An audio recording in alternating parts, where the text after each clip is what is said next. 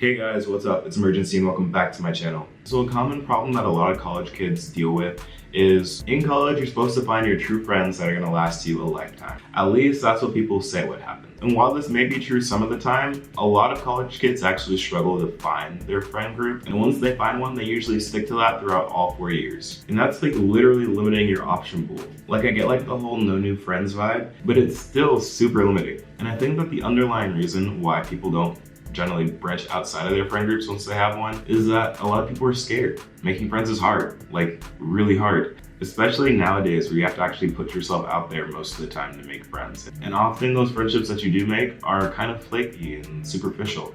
And I totally get it, like I'm the same way. I'm afraid to make new friends too. But since I'm like a YouTuber now and like it's super hip and trendy to push yourself outside of your comfort zone for a video, I did that and I went out and met new people every day for a week.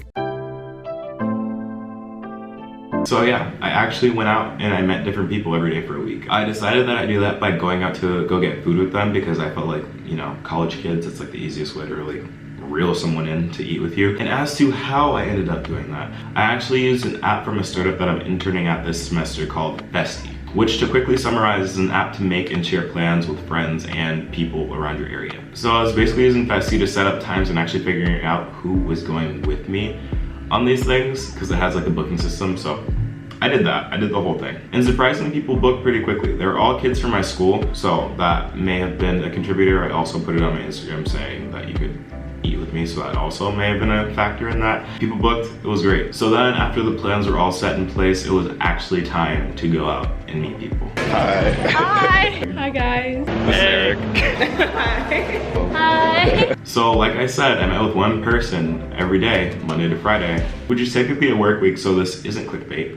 And let me tell you that I was nervous. Like I am one of the most shy and awkward people you will ever meet in these streets. So the goal of this experiment was to really get to know someone beyond a surface level upon first interaction, which generally doesn't happen because people often cross each other in passing and never really give each other the time of day, you know? So the first thing I did was just ask them who they were. Hi, I'm Layla. I'm a freshman at GW and I'm in the Elliott School of International Affairs, so my major is International Affairs, and I want to concentrate in conflict resolution in the Middle East, hopefully. I have 2 siblings. I'm 100% Lebanese. I can speak Arabic and English and like barely Spanish. Planning on being a civil rights lawyer.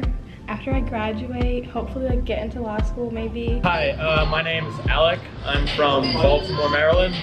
I am a history major, freshman. I might also double major in poli-sci, and I'm loving GW so far. Hi, I'm Kayla. I'm a sophomore here at GW, majoring in chemistry and Korean. Hi, I'm Kaylee. I'm a sophomore at GW. I'm from Atlanta. I'm a biology major. Then after introductions, I really want to know like how they got here, like how they ended up here, like less of like a where are you from and more of a what led you to be in this exact moment right now. I know that question is like pretty vague and like pseudo philosophical, but you know, I asked it anyway. Well, at GW, I didn't know what GW was until my senior year, I think. My counselor had told me about Posse, and it was like one of the schools in Posse because I'm from Atlanta. So it was one of the schools that was listed on Posse. I applied for that, didn't get it, but it's fine. Still here. So since I didn't get Posse, I still applied to GW like through the regular application. I came to visit. My tour guide was like very helpful and stuff, so I actually did early decision, and obviously I got in because I'm here. So My whole time in high school I was just really passionate about like social justice and international affairs. Like I'm going to see Greta Thunberg tonight. I don't know if that's happening, but like I'm like really into all that kind of stuff. So when I visited schools I was kind of looking for places that would like let me be into that kind of stuff and facilitate it.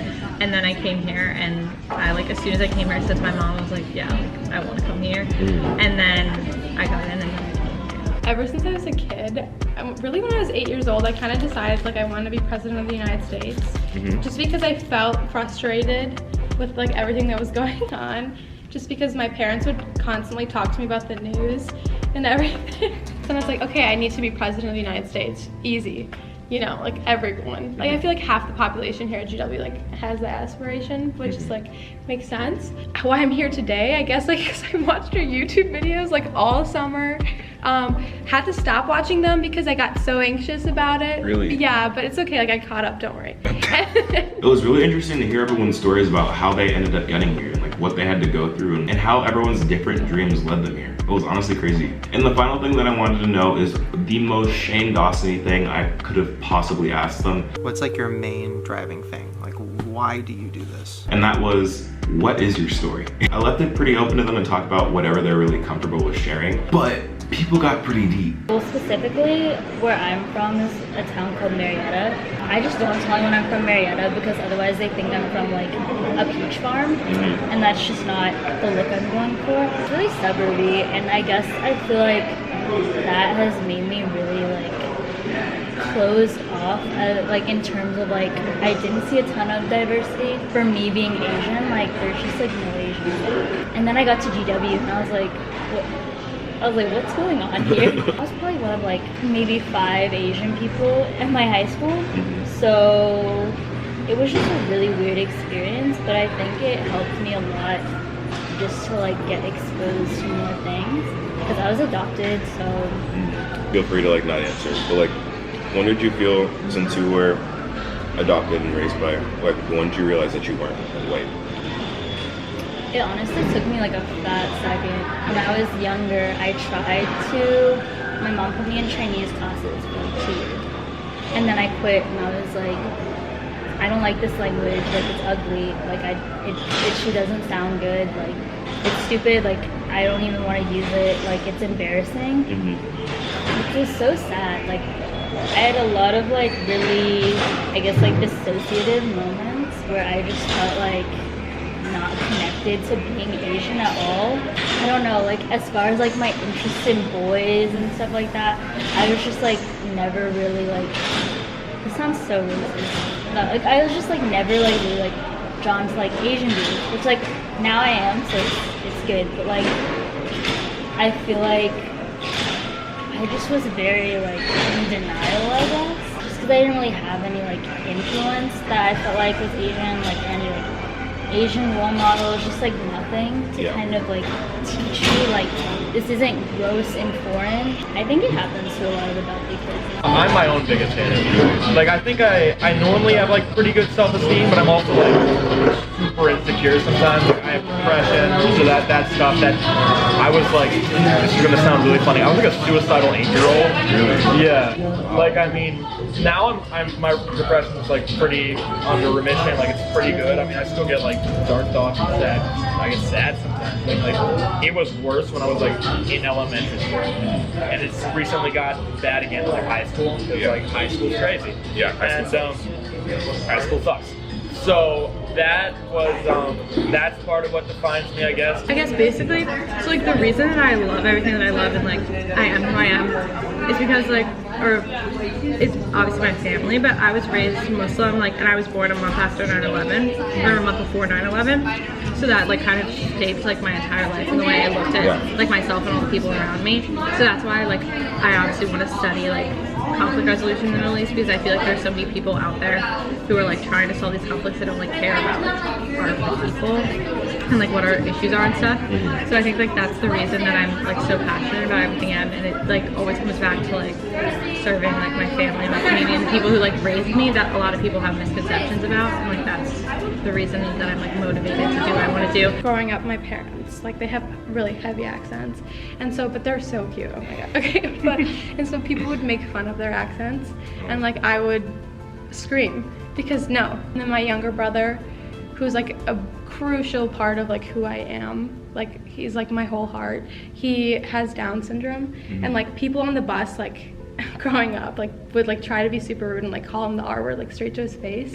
So just because of that, like I feel like since I like started standing up for him, then I just feel like okay, like I kind of have a responsibility with like any privilege that I have to use it in a right way, because it's just one thing to acknowledge your privilege, but it's like another thing to like use it for something good. Right. Yeah, I mean, it was just hard like seeing people being actively rude to people for a reason like that you can't change, like how can you change how you speak, or like how can my brother change that he has Down syndrome? Well, thank you so much for like opening up. 'Cause, Thank like, you. That's not easy to do.